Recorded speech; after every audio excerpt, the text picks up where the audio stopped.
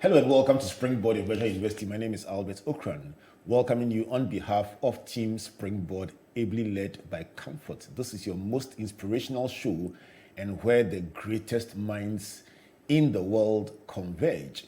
Your Virtual University is brought to you by the Springboard Roadshow Foundation and proudly sponsored by MTN Pulse Just Be, the enterprise group Enterprise Your Advantage, UMB Bank, celebrating 50 years in banking and Central University, Ghana's premier private Christian university. We enjoy media support from the multimedia group and the graphic communications group. Today we continue in the engine room, unpacking the life stories of frontliners doing big things in various fields and trying to find out the story behind the story. Today I want to begin a two-part discussion about people doing amazing things to help the vulnerable, those who otherwise would live in very deplorable conditions. I want to celebrate two women doing incredible stuff, women that I have known for years, and women that Comfort and I truly celebrate for their fortitude and their hard work. My guest for today is Dr. Abena Asomaning Antwi, a human rights advocate, lecturer, author, and the chief executive of the Environmental Sanitation Consult. She's a lecturer at UPSA, and we'll talk about that a bit more.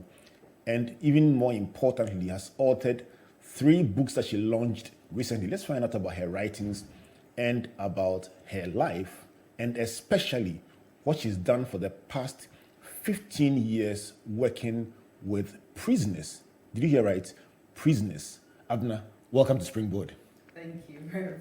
This must be your second time on the show, the first time being after you were celebrated on the MTN Heroes of Change, correct? Yes, you're right. How's the family? How's work? How's everything? The family has grown since. Work is fantastic. And Talk about the family a bit more. Yes. Congratulations on 3 new books. Yes. I love books, and I love it when Ghanaians write, and I love the titles. So the first is Who Moved My Heels? Yes. With high heels, nicely captured. A compendium of stories on entrepreneurship by 18 different African women, correct? Yes. The second being your own poetry collection. Yes. Chicken Soup for the Soul, for your soul. Nice one. And then the third one, which is definitely my favorite, Purposeful Chaos. In the midst of life, purposeful chaos. Yeah. And it says, move from it can be done to it has been done. What drives you? I think the beauty of life drives me. And the beauty is encapsulated in everything.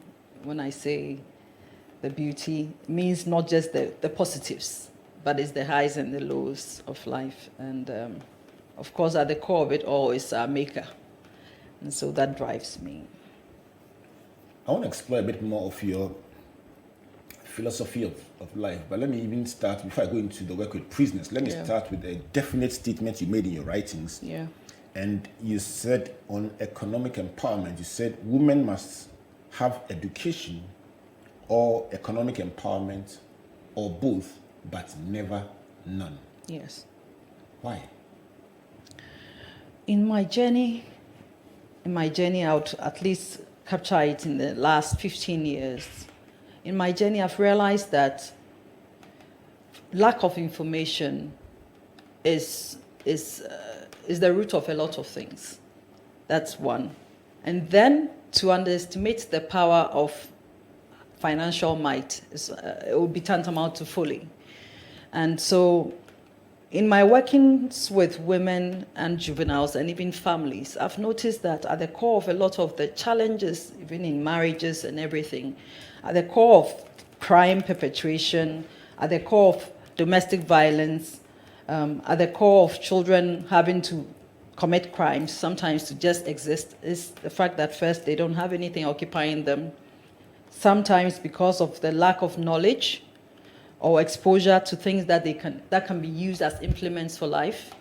Then at the core also is the fact that people just don't have what it takes to move out or to create the basic freedoms for basic existence. If somebody says, I had to do this, commit crime, somehow to sort of debase themselves just because they didn't have money.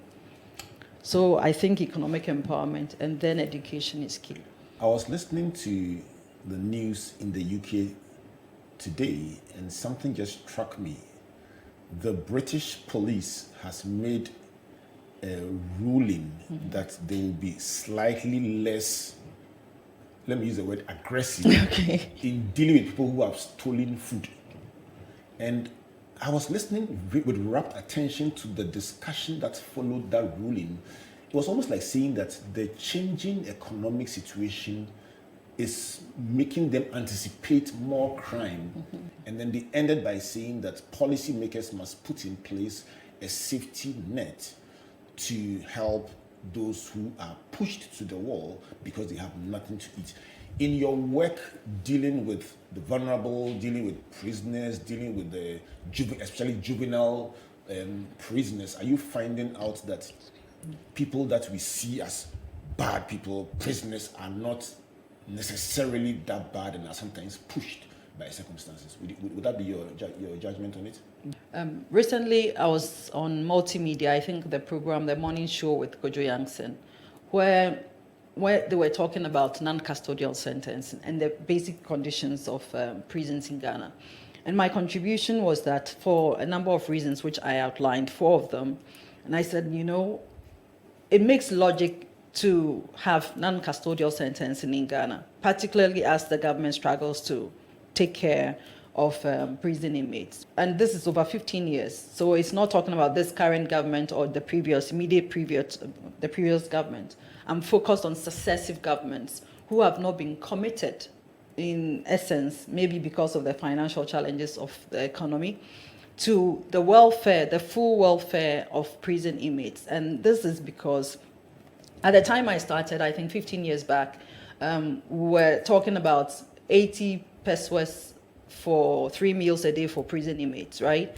And then along the way, I would say we celebrated the upward adjustment to 1 cedi 60 pesos for 3 meals a day.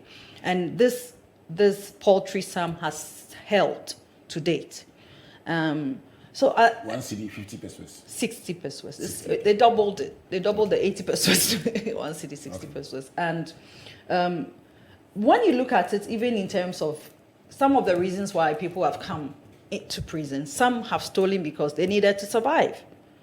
And so you think that people are not stealing necessarily because they are criminally minded. And we need to make the point that there are people who are born really with some tendencies for badness, if we would call it that. I'm not oblivious to that. But when you go beyond the stories, so the stories behind the stories, you would realize that it has a lot to do with people being propelled by circumstances of life. My first book, actually, in 2012, the title is The Side We Choose to See. And it's basically talking about the fact that you may hear the story of somebody who has committed an offense, but try and listen to the story without passing judgment. And you would realize that it may not be justifiable to have gone on the wrong side of the law, but it makes a lot of human sense what the person may have done. And that's why I would advocate strongly for non-custodial sentences for people, theft cases, basic things, 200 cedis, 500, 600 cedis. It sounds some way when somebody listens to you talk, because it will almost seem like endorsing bad behavior. But you are saying that having come close to people, yeah, you have learned to see the other side of the story. Yeah. Let's stay with the other side a bit Yes. more, for the benefit of those who may be hearing you for the first time and saying, where is this woman coming from? Does she know how difficult it was for me when they stole my 500 cedis? Let's start from 15 years ago. Yeah. When you started the Angels Way Foundation. I mean, I've known about your work for years. Yes. Because we've met on different platforms. But let's talk about the genesis. What was this all about? What were you trying to achieve? I was actually not trying to achieve anything that's supposed to be in the limelight. It was inspiration from God, honestly. And I was in a phase of my life where I thought there must be something more purposeful than just the way I was living. You get up, you go to work, you come back, you're making money. it was just so mundane for me. What were you working then? I used to work for EY Ghana at the time as part of Ernst & Young, yes, What are business the divisions? advisory.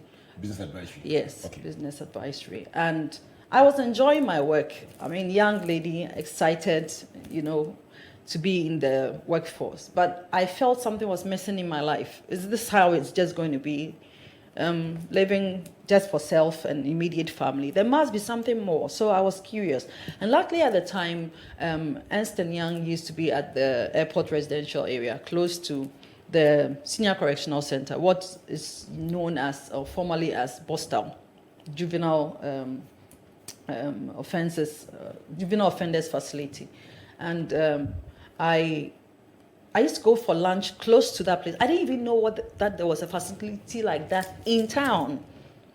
I mean, I found it so You drive past the place, high walls, no signage, nothing. every day. I mean, I'd worked in EY for a long time.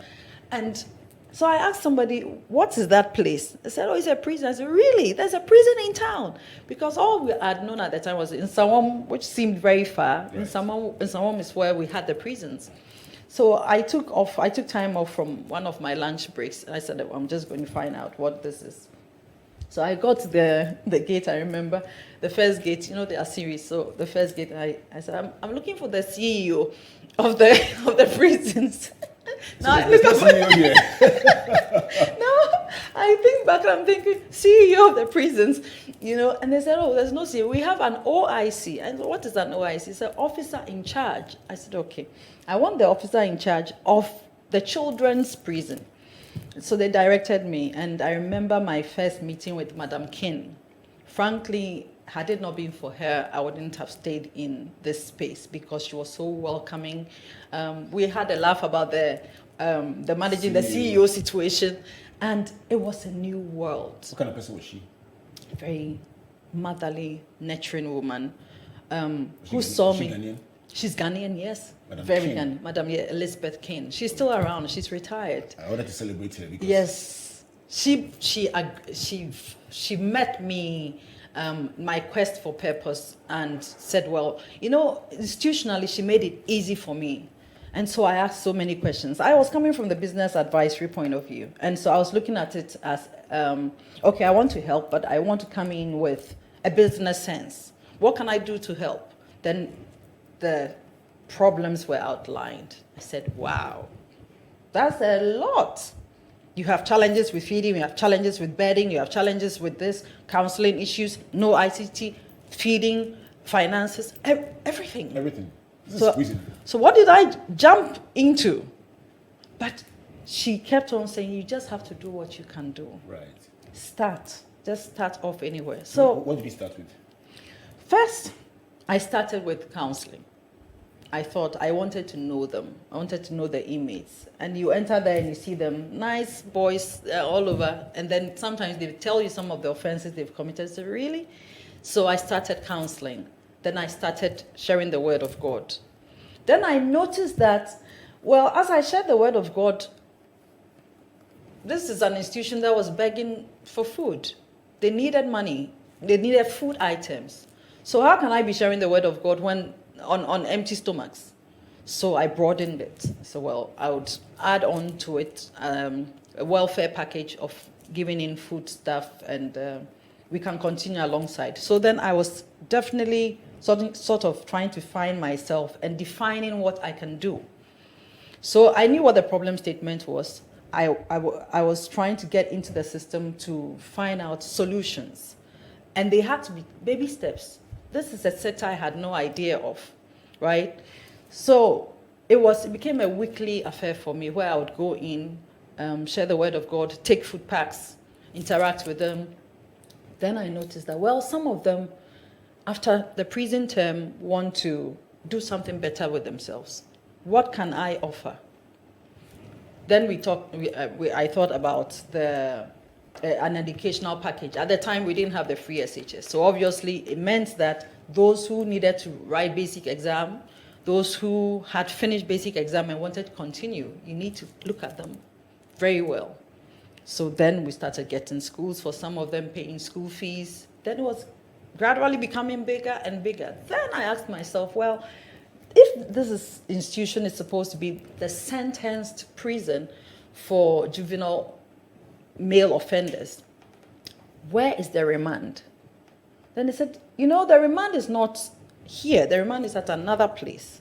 So I took time off. I said, let me go and see. It's almost as if an institution that feeds them, right? I took time off to go and see that institution. And to my shock, the remand prison was housed under another facility, which is not under the same ministry. So with the remand prison there were four institutions in one, manned by one person.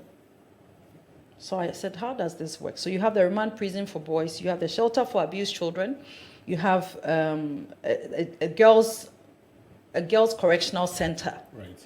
Okay, so it's a bit like the boys, but it's a girls correctional center, but it's not run as a prison. It's to correct young girls who have also offended. And then there's a vocational school. So there are 4 in one, manned by one person, and it's not under Ministry of Interior.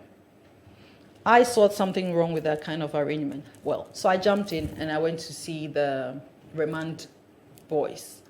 And I said, well, as I'm taking care of the Senior Correctional Center people, you are part of my constituency. So I'm going to start feeding you. Now, starting to feed them means that they are part of a pack. You can't feed only remand prisoners because you think that's your mandate. What about the shelter for abused children? And at that point in time, were you getting any funding from anywhere? Were you supported by anyone? No, I was working and doing all of these things. Because even for me, I was getting overwhelmed because it's like you get in and then you're discovering more. And you can't turn a blind eye.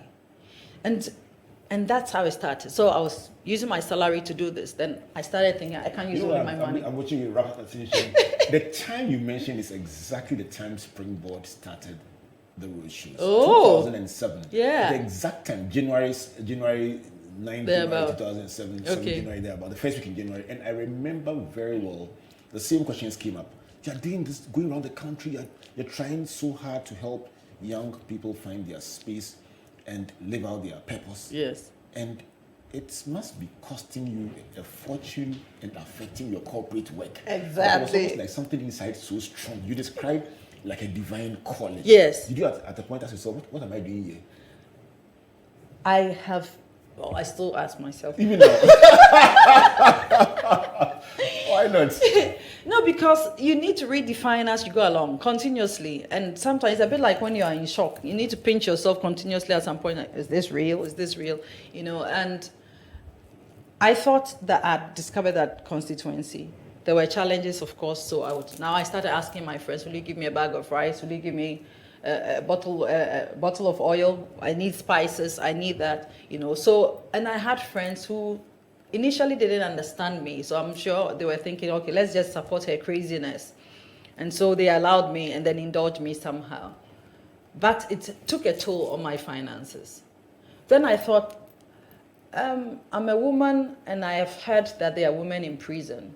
Let me also find out what about the women who are also in prison. So I went straight to Nsawam. And in Nsawam too, I got good welcome. They revealed to me what the challenges were, and then I started helping over there.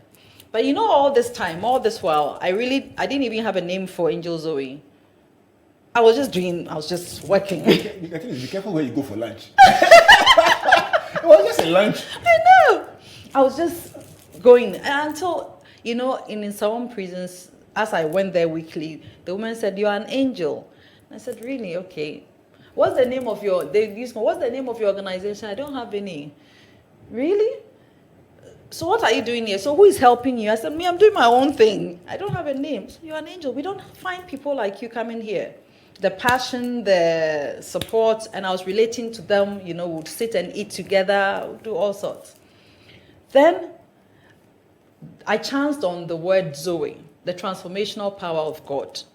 So I said, okay, if these people are calling me angel, or the work that I'm trying to do as angelic, let me combine these two. So I said, well, Angel Zoe Foundation, because at the core of what I was doing was the transformational power of God.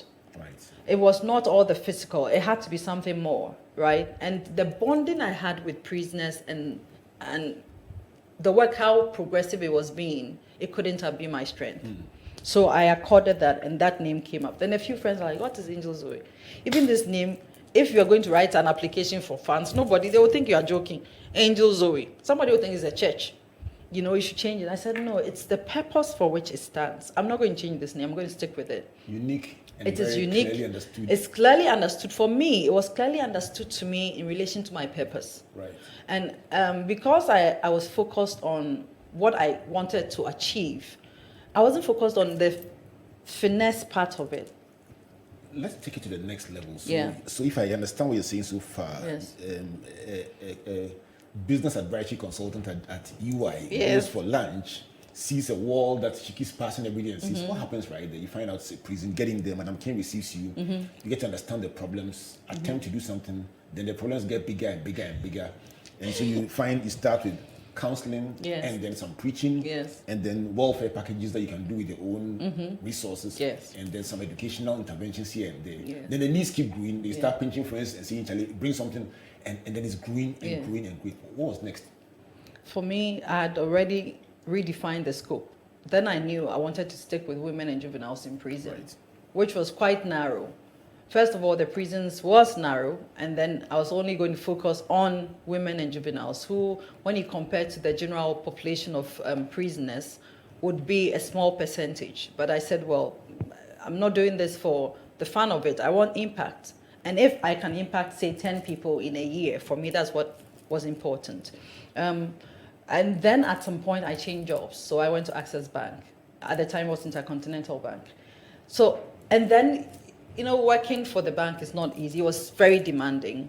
And I said, I need, at this point, to make a choice. To go the purposeful way, which might mean that I might get broke along the way, or I stay the corporate, make money, stay rich. Then I said, well, I'm going to take the narrow path. It may not seem very fashionable, and I do not know what's ahead of me because I didn't have a lot of savings in my account. But I said, okay. So I prayed about it. And it was clear that that was the path I had to choose. My father was not happy. How did you come to that? I mean, your father, your husband, your children. At the time, I wasn't even married. So that decision was quite easy. But my Relatively. father was, relatively. But my father was not happy because I'd spent some time in UK for my master's. I didn't finish paying the fees off. If he took care of me, you just started work. And you're going to do this craziness. When you say your friends wanted to give you a little money to support your crazy ways, I mean, with the benefit of hindsight, it was really crazy ways. I know. Now I think about it. But am I even back to normal? Purposeful chaos. So what? And so you left the bank? So I left the bank.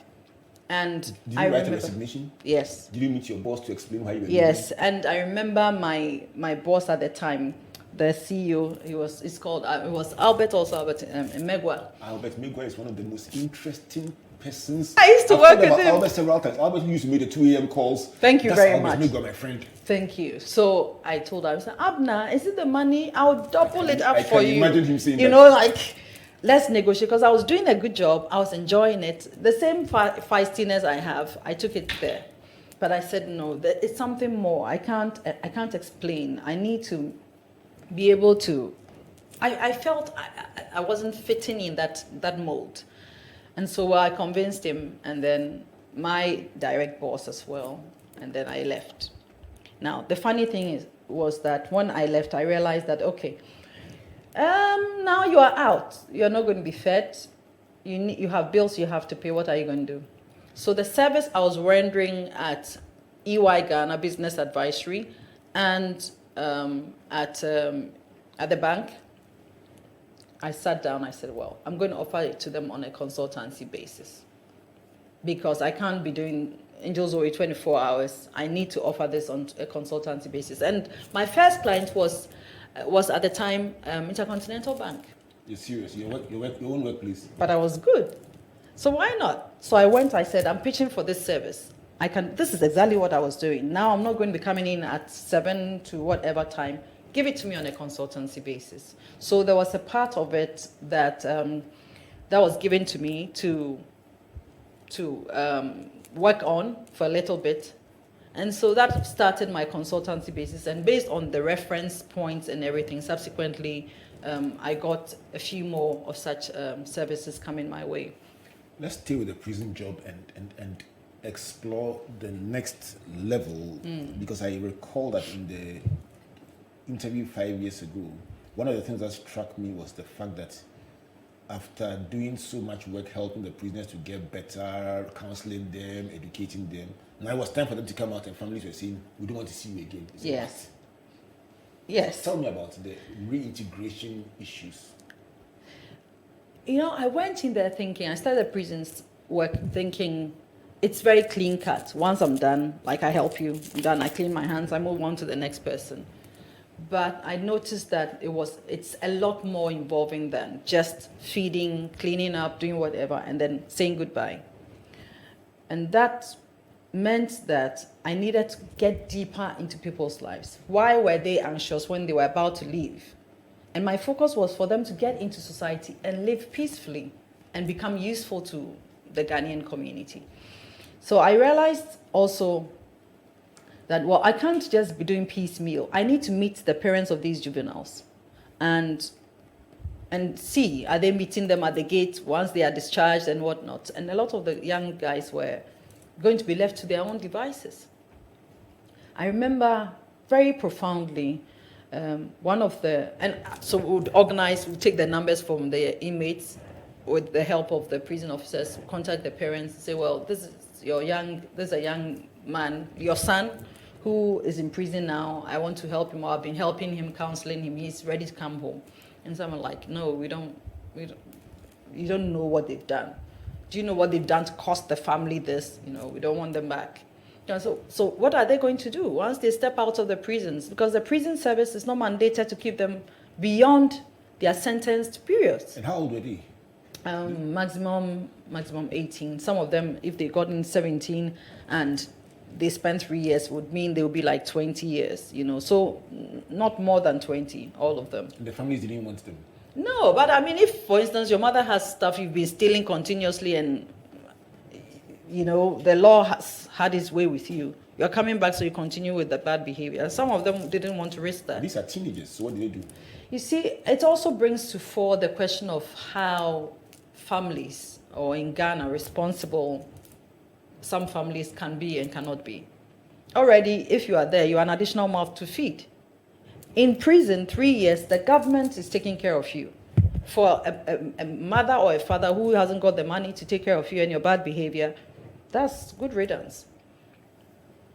That word, good riddance, is going to underpin the next part of our conversation, because we're going to find out success stories of people who were integrated back and did well, and others who were reintegrated but at great cost. And the cost to Abena herself of all that she got into. If you just were wondering whether this is a prison service interview, this is the engine room with my friend Dr Abena Asomaning Antwi. She just wrote 3 books that I'm very excited about, and I'm helping her unpack, especially the book Purposeful Chaos, which is her biography, asking why a consultant in a top consulting firm would walk away from her consulting and her banking work to help prisoners, especially women and juveniles, do it for 15 years and look back and still feel fulfilled about a certain divine mandate that her friends call crazy work. This is brought to you by the Springboard Ratio Foundation and proudly sponsored by MTN Pulse Just Be, the Enterprise Group Enterprise Your Advantage, UMB Bank celebrating 50 years in banking, and the Central University Ghana's premier private Christian university. Our media partners, the Multimedia Group and the Graphic Communications Group. Catch Abena's story in full on page 18 of the Graphic Business on Tuesday. Let's go for a break. When we come back, let's unpack the deep end of the engine room. Please don't go away. There once was a man who had it all.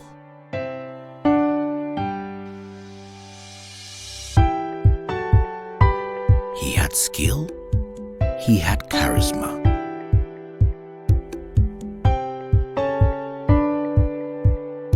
He was loved by all, but above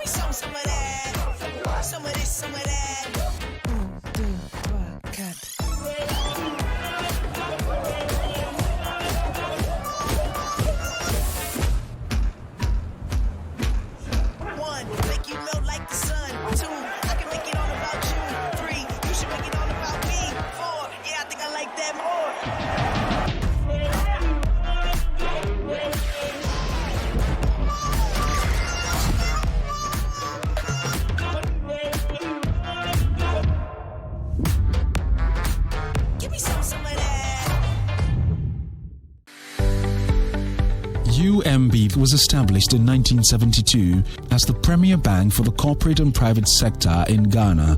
From our very beginning, as the only Ghanaian bank serving all categories of businesses, we set a standard for excellence and innovation over the past 45 years. We've built a financially healthy and strong bank, demonstrated our commitment to our customers and to growing businesses, and exhibited originality and innovation at every turn.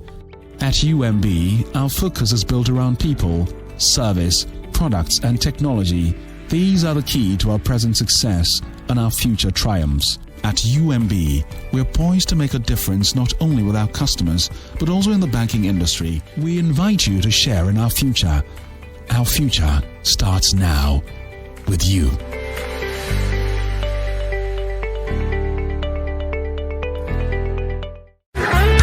Apply now for a degree in environmental engineering, fashion design, landscape design, interior design, business administration, economics, law, nursing, civil engineering, architecture, computer science, IT, theology, PharmD, and many others at Central University, Ghana's leading private Christian university. Admissions are open for the 2021-2022 academic year. Degrees are available on our campuses at Mutual, Christ Temple Abosokai, and Kumasi. You can also enroll in our MBA with various specializations. Scholarships are available for needy but brilliant students. Call now on 0303 318 583 or 0302 396 189 and speak with an admissions counselor. You can also visit our website at central.edu.gh for more info. Central University, raising transformational leaders through faith, integrity, and excellence. Welcome back to Springboard, your better university, and to this beautiful conversation in the engine room with my friend, Dr. Abena Asomaning Antwi, who's written 3 books and who's telling a beautiful story about transforming the lives of prisoners. Your better university is brought to you by the Springboard Ratio Foundation and proudly sponsored by MTN, Pulse, Just Be, the Enterprise Group, Enterprise Your Advantage, the Central University, Ghana's premier private Christian university, and UMB Bank. And they are saying that since the year 1972, they have purposefully worked with SMEs and challenged Ghanaian startups to grow their SMEs into thriving corporate organizations. So they are inviting you, come to their bank so they help you build your SME into a thriving business, and that is the mandate at UMB, our media partners, the multimedia group and the graphic communications group. So far, what has Dr. Abena Asomaning Antwi been saying? One is about her passion, driven by the beauty of life, both the highs and the lows, and a duty she believes she has to her maker. Number 2 is about economic empowerment. She says women must have education or economic empowerment or both, but never none. And she says after 15 years of this journey, she's come to the simple conclusion that lack of information is dangerous, and in most instances, underestimating the power of financial might is folly, because at the root of all that she has seen that we don't like as a society is poverty and deprivation. The third is about non-custodial sentences. I like the part that she says, when you hear the people's story, you see that there's another side. And she's actually written a book about that. What do you call the book?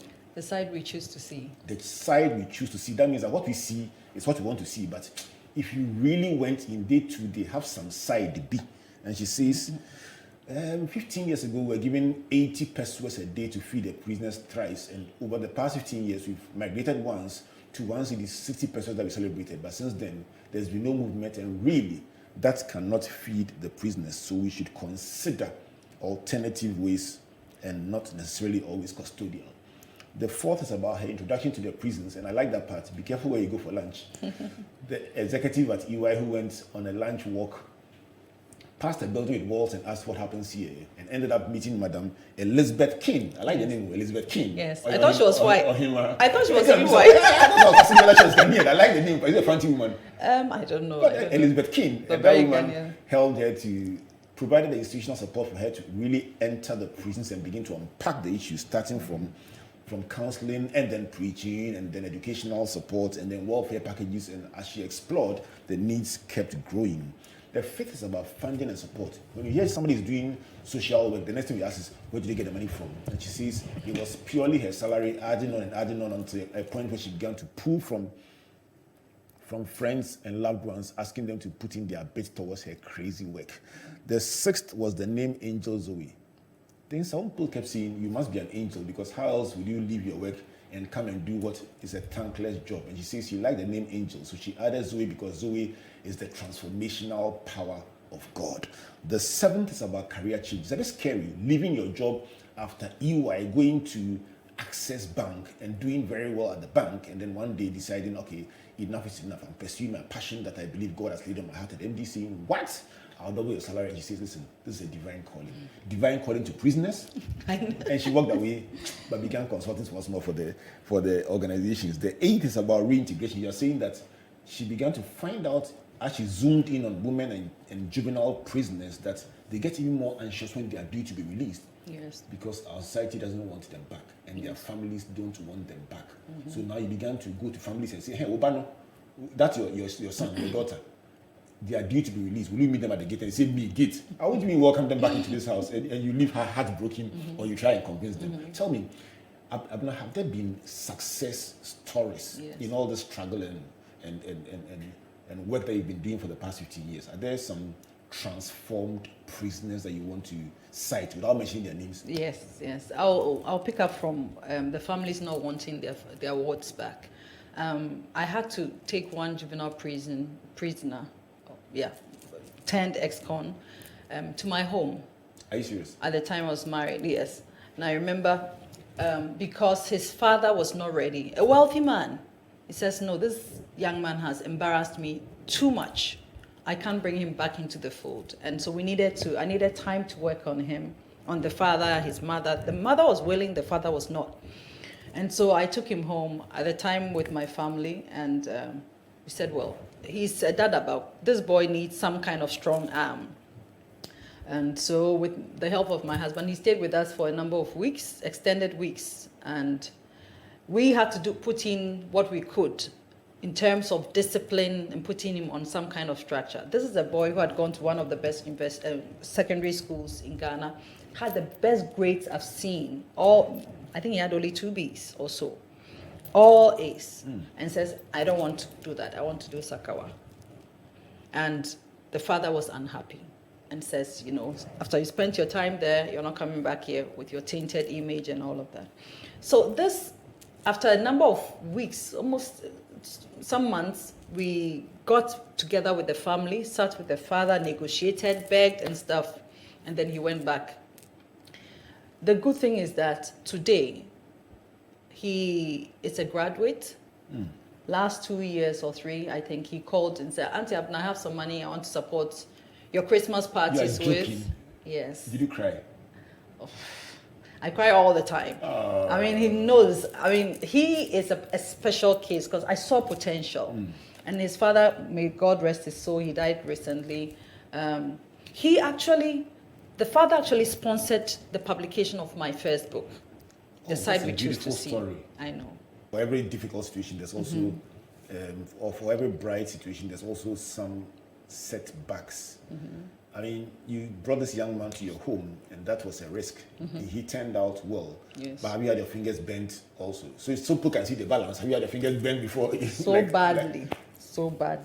Tell me about that. I have 2 profound stories. I would keep them short. The first is the fact that I had an office where, because of the transition, they would come out of prison. I would bring them in there, give them computers, let them settle down a bit. Each week, give them a stipend. So they would congregate there, get the stipend, and be gone for the week, so that I could monitor them. I came to my office one day with my staff, and we opened the office, and the office was empty, but for books and files. You're joking. Yes. So we made What year was that? This must be maybe 10 years, 8 years back. Yeah, about that time. And so we reported the case. Immediately, we went to the nearest police station, brought the police in, started taking fingerprints and everything. And everybody who was there, I mean, we all had touched the doorknobs. So everybody had a business to be there. Okay. So it's not as if somebody came out. And then the policeman, I remember, asked me, Madam, they didn't break into your office. The person used a key So something, and I couldn't exactly explain that. I'm dealing with special people who could have been the culprits. I like that description, special people. Yes. So I let it be. I mean, they subsequently called. We should follow it up. Let's follow it up with your staff. We can arrest somebody. And I just said, we should just let it be. So not arrest again. I couldn't even continue the story. So I'm like, it's all right. I mean, we get it. But then I also have had one ex-convict who I placed in employment. He went to steal money from the employer, and the employer took the money from me with interest. Even though that story, after a long period, became a better story. You mean, so you take an ex-convict, Yes. juvenile prisoner, Yes. let's say teenager, Now become maybe an adult. He was over 19, over so 18, let's say 19. 19, 20. Yes. You take the person, and as a way of reintegrating them, Yes. you go and look for a job. Yes. I'm sure it's somebody that you know. Guaranteed. Yeah, it was A somebody I friend knew. or something Yes, that at least somebody you have a relationship with, and yes. say this person will do well, give them a job. Yes. And they give the person a job. Yes. And after how long? It was about 3 months after. 3 months later, they call you and say, "Hey, madam, your person, no. He's run away with mine. And it was 5,000 CDs. I can You're never joking. forget. That's a lot of money." Yes, and the employer said, I want it with interest. This young man is one of the most brilliant young men I had seen in prison. You keep talking about brilliant, Yes. A students. Yes. Are those the kind of people that are in the prisons? Oh, we have brilliant, we have average, and we have... I mean, to commit a certain level of crime, you must be really smart. Have you thought about that? No, I'm learning from you. Yeah, I'm very, very honest. If you're daft, it might be, you could do all sorts, but they have the young people, and that's why I believe in the implements of education, of economic empowerment. Let me stay with you on Yes. your story, because I want to hear Yes. the end of it. So you say he brought the money back. How? So I was there at home one day. I got a call from a number that I didn't know of. He says, "Madam, your presence is requested at this police station." And I said, "For what reason?" He says, "Somebody has left a package here for you." You're joking. So I'm like, I do not know anyone who would leave a package for me in a police station. He says, "Well, the person's name is this and that." And he's there. I said, "Is he there?" Can you imagine? It's like after 5 years. Is he at the police station? He says, "Yes, he is here, and he has brought, and he gave us your number." So I'm like, wow. So I called my sister. I said, "Somebody needs to go with me because this is shocking." I went to the police station, and the policeman handed me an envelope. And I said, "Well, where is he?" He says, "He's around." He says he's afraid to see you. He can't see you, but he took something away from you, and he wants you to have it back after 5 years. So I'm like, are you joking? Is this the name he mentioned? He says, "Yes, he came here himself." I said, wow. So I said, "Call his phone and let me at least speak to him." The man called him. He didn't want to speak, but he says, "He's around the police station. He's looking at you now." Oh. So I took the envelope, and I was in shock. Even the story as I talk about now, I had to, when I tell people, they won't believe it. So I went with my sister, so it's like I have a witness. I believe you. And I just said, when he comes back, tell him that I don't want the money. It was never about the money.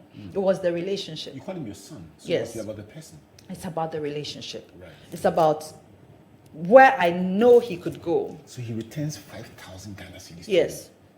And he says, "Why did you return it?" I don't know. He said he took something away from you. A seed must have been sown in him. I'm telling you. Look, I worked on this young man. The prison officers at the juvenile prison had worked on this young man. Something must have gone off for him to have done that. Wow. Because I'm telling you, his mother was grateful when I helped him with employment and with all the other things. So even when I spoke to the mother said, "Madam, I don't know why my son had turned like this. My son is not a bad human being."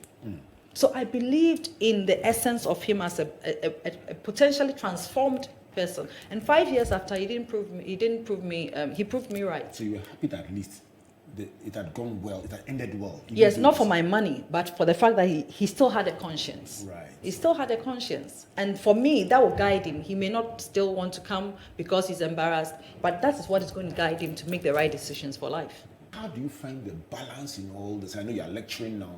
Help me to understand in a couple of minutes how you made the migration, because the fire is still in your heart, but you also have a life to live. Yes. How do you find the balance?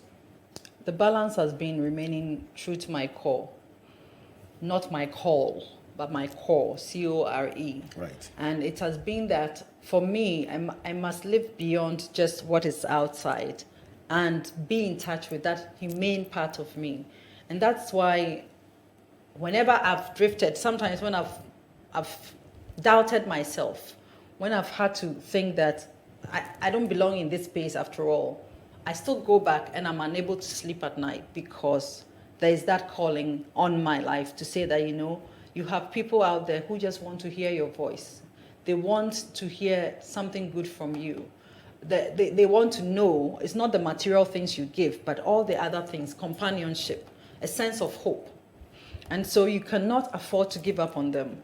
And so that, I think that there are people in the prisoners, and my recent visit to Nsaom, and I met we were hugging some of the inmates who I hadn't seen for a while. I have tears. We're hugging, and they're like, Auntie Abena, we've missed you. I mean, without you, and some of the officers had changed, but they were like, do you know how long she's been here? Over 15 years, and we're just hugging and thinking about it. And they outlined some of the problems they have, which I have to address. It's part of my obsession for next week, actually. So you tell a story about going to the prisons and the prisoners hugging you and feeling, that's our friend, our angel. Yeah. She's come back. But reading and talking to you, I also find out that during the lockdown, when we were all finding our level and struggling, your offices got flooded and you lost everything in the foundation. I lost everything. I mean, that's the second time in this 15-year journey I pinched myself again and I asked God questions. I asked him, if you didn't want me to do this, why throw me in here? I've come back fresh, specialized in a field that I can be useful, but the knowing thought of leaving Angel Zoe wouldn't let me rest. So I set up an office with all the money I have. All the money I had saved, and I had set up an office. I have a partnership with the New York University in cantonments, where I have students who are interning for me. My office was set, and I started operating. Then there's a lockdown, and this is a few months after coming from France.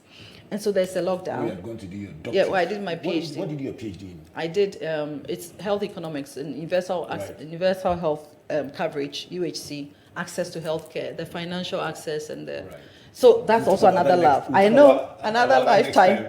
And so I come back and there's a lockdown. Then I'm called to say, Madam, your office is flooded. You haven't been here. I mean, after the lockdown, we're all waiting for things to settle. The office is flooded. I go in there, my office is flooded. My furniture, my everything, documents wet. A few I could salvage on the shelves. So I asked God, what is it exactly that you're asking me to do? Because I don't understand. If this is the calling that I'm supposed to have on my life, I've made an effort, but this pushback is just too much. So I got myself, I had to wake up somehow. I had to wake up. And then I thought, no, may I don't give up. May I persevere. I don't give up, unless I'm not interested in the venture. But first, I have a family to live. I have 4 children. I had 5 as of the time of the PhD, because I had a foster, also from the prison system. Ooh. Yes, I had a foster son. And he was now working, so I had 4 under my care. I needed to support my husband to live. And so, PhD, you can do a whole lot of stuff. Then I had made a lot of applications, and thankfully I got one employment. So I got 2 at the same time, one in a consultancy capacity and the other one. It was God saying, God said, I'm going to... What brim? And what God... And my prayer at the time was, give me double for my trouble. Wow. And I got just that. Double for my trouble. And I think that God loves me extraordinarily, because whenever I have said I want something, He would give it to me just so much above, and it compensates for all the lost time. I like the principle of compensation. It's something that I really believe in, that God is your reward. Yeah. And nobody, no government, no individual can appreciate what you have done. I can't even tell the story with you in an hour, but it's obvious that now when I see Dr. Abena Asomaning Antwi, lecturer at UPSA, and then also CEO at the Environmental Sanitation Consult. Africa Environmental Sanitation Consult. Environmental Sanitation Consult, and I see author, and I see executive director is Angels Way Foundation. I see all the 15 years have come together in a very beautiful way, and God is rewarding your sacrifice. I mean, I think these books will do very, very well, because in each of these books, I see a part of your story told. My favorite, obviously, is Purposeful Chaos, because that is kind of like a full biography of the whole story, and the whole journey, and I recommend it very much. Then I like light writing, so I like Chicken Soup for Your Soul, poetry, poems and more, because those are the kind of things that in your spare time you just read one, be and laugh more, and then go and sleep, and then tomorrow you continue again. Exactly. And then this one, for reasons that are very personal, I like this book, Who Moved My Heels, just for the title alone, and the picture of the high heels lying on the floor. I like Who Moved My Cheese very much, for change management. And so I will adapt this book by African women entrepreneurs, Who Moved My Heels, and I love the title for that.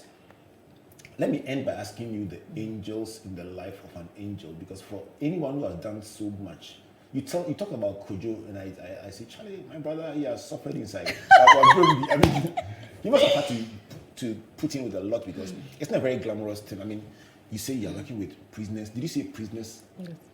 I mean, what exactly is that? Let's talk about a couple of people who have been there in the trenches with you, very often in the background, who just encourage you in this journey. You mentioned Kojo. Tell me about others. I have, Kojo Odami Antwi is the first one. I have to, because I prayed for a man like that. I had a whole list of personalities or characteristics for the kind of man, because at the time I was still doing Angel Zoe, and I didn't want somebody who would come and disrupt. So what, even in marriage, you pray for a husband who will be tolerant towards your business? Yes, so it's purposeful your choice. sons and daughters, please. Thank you. Sorry. And so, and then I have Dr. Joyce.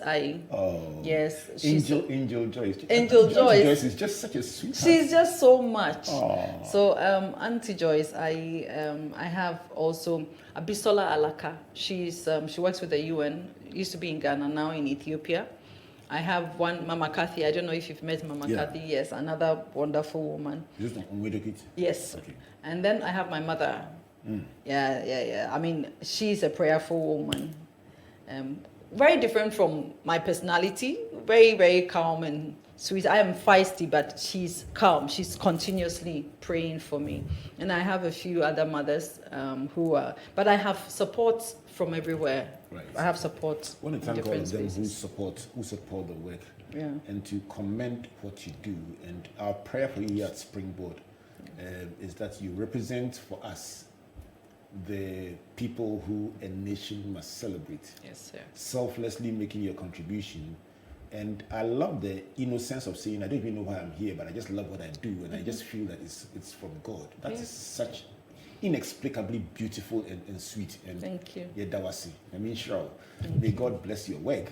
And I'm going to take a minute to sum up my learnings so we can continue our debate on social media. Next week, I bring another wonderful person, Angela Dramina Abuaji, Dr. Angela Dramina Abuaji. You've worked with Angela before, haven't you? Oh, yes. Angela is such a sweetheart. She is. And she does amazing things with vulnerable women, and she will tell another side of the story, and just appreciating people who this country has birthed, who have given so much back to the country. So here are my lessons from Dr. Abena Asomaning Antwi of the Angel Zoe Foundation and other interests, who has been sharing her thoughts with us in the engine room about her life with juvenile prisoners. She calls them her sons and daughters. And I love the story. First, about a passion for the beauty of life and the highs and lows, and a duty to her maker. The second is about economic empowerment. Women must have education, economic empowerment, or both, but never none. The third is about non-custodial sentences. She says that, Charlie, after 15 years, she has come to see that They also have sometimes a story that is the other side we have not seen. And so there's no point in always putting them behind bars and devoting only 1.6 cedis, 1 cedi 60 pesos to feed them thrice a day, which is impossible. The fourth is about her introduction to prisoners.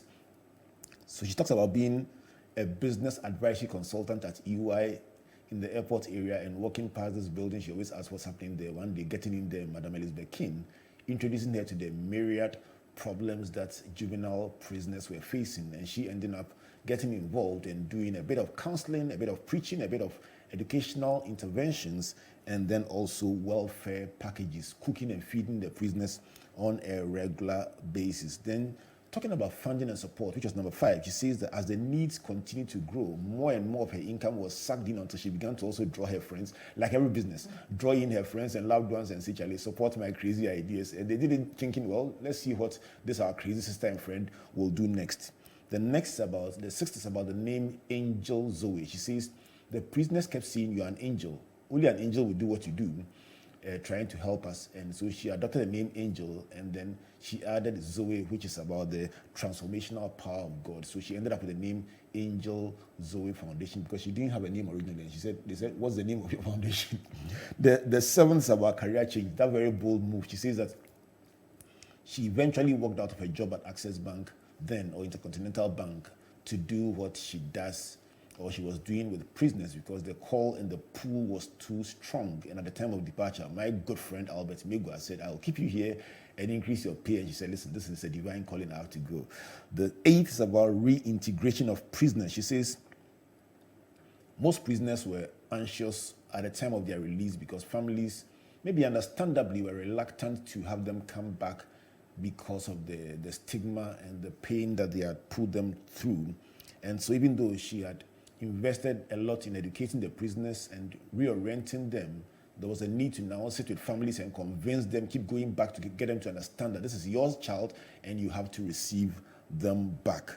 The 9th is about success stories. She says several of them in different places, but one that she talks about that really touches me is about this A grade student, all A's student from a very good home who found himself doing Sakawa and ended up in prison. And at the time of the release, the father said, you're not coming back here. And she convinced and eventually got the father to receive him back after keeping him in her home, which is another big risk, for weeks. And this guy has gone on to graduate and recently sent money to the foundation. And you say, where you got the money? You cried. Oh. And she said she has juvenile graduates in Nigeria, Sierra Leone, and also Liberia. The 10th is about setbacks. Not all the stories are nice. Some of them are also a bit painful, because she mentions setting up a place to receive the juveniles daily, give them some orientation, give them some stipend, and help them go out there to find a life for themselves. And after a while, ending up being beguiled ostensibly by an insider. When the police is an insider, you know where it came from. And at that point, she couldn't say, listen, I have some special people that I'm dealing with, so catch them. And she mentions one story that started badly but ended up well. A brilliant juvenile prisoner who she helped place in a job, who ran away with 5,000 cedis belonging to his employer, and she had to pay the 5,000 back with 10% interest. But after praying for him for a number of years, 5 years later, he comes back or sends back exactly 5,000 to the nearest police station, and he says, I can see you, you can't see me. Please get your money back. The values you've taught me, I still have them. Life and air, but I have not lost everything that you taught me. And you say that was, for 6 months, you were in shock. But it's a very comforting thing, isn't it? It is. It is very comforting. So that was point number 10. Point number 11 is a calling to prisoners. She says that even till today, when she walks into a salon, they come around her, they hug her, and they tell her their latest changes that are taking place, and they say they missed it. And I'm just imagining the picture of hanging out with prisoners in that way and saying, listen, if you're not called, you can't do this. Don't just say because she's doing it, you're going to the prisons. You have to feel called and have a passion before you can do it, because it's not about reward, it's just about a calling. The 12th is about flooded at lockdown. You see, Charlie, just when you say, okay, if this is what you want me to do, I'll furnish an office, set up a collaboration with NYU, bring in interns, grow the establishment. During the lockdown, that establishment gets totally flooded and you lose everything apart from your files. You say, God, will you cry? Why? Number 13 is connection. And you mentioned that you just are unable to walk away from what you are doing. Yeah. It's something that you feel that it's part of your life. And anytime you go there, you feel this is what you are called to do. Yes. The 14th is about God loves me. You see, after all these asking God questions, God found a way to compensate you by creating opportunities for you to do other things to earn income while devoting your life to the prisoners. And that's very, very special. But the last one is about the angels in the life of an angel. You see, even for you,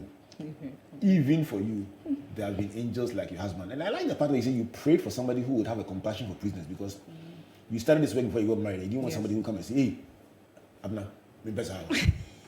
And that is a very, very powerful thing. That for a mission that God gave you, you have to find somebody who shared that compassion. You mentioned Auntie Joyce, you mentioned Madam Abisola at the UN, you mentioned Catherine Widow Kids, and you mentioned, of course, your mother, Veronica Brempong.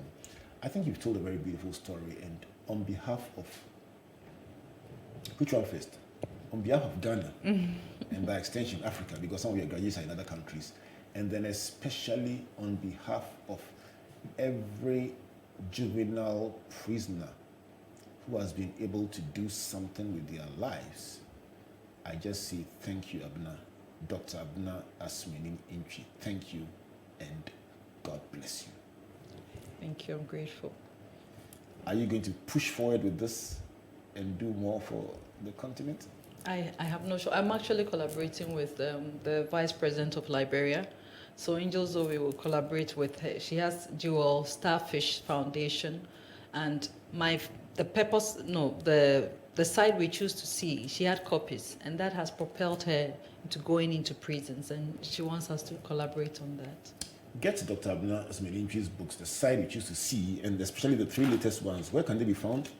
All of them are on Amazon, first of all. Amazon, so wherever you are in the world, you can find them. And then just Google. I Googled this morning, I found that there are several stories about these books. Just Google the name Purposeful Chaos, and you will find where you can get this book. Google Who Moved by Heels. This book was launched in Dubai by the coordinating agency, and it's been relaunched by Dr. Asomaning Antwi here in Ghana, because it's 18 different African women writing about entrepreneurship, and then Chicken Soup for Your Soul. Read it and just smile and love life and love. Charlie, let me end with the title of your contribution to this. Now, you know me. I won't end with this. Please. Let me end with the title of your contribution to this compendium. Yes. And the title to this entrepreneurial article is Under the Skirt. Yes. Please. Why? It tells the story of a woman who, despite the demands of life, husbands, children, social, other demands, always had to put a little down, save it in her skirt somehow, which she saved and built up a capital. And the capital was built under the skirt. Under the Too skirt. powerful. All right, so this has been Springboard, your virtual university in the engine room with Dr. Abena Asomaning Antwi, a very beautiful storyteller, taking us through her 3 books, her life, and the 15 years of working with juvenile prisoners. Good evening to you, Madam Elizabeth King. I like your name.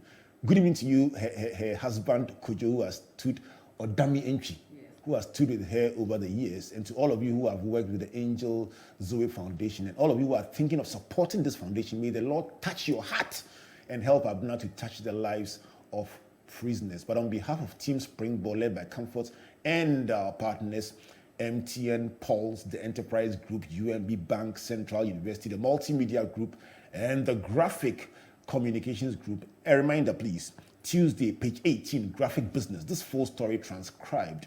This has been Albert Nana Ewusi Okran saying, God bless you, and God bless you. Cut.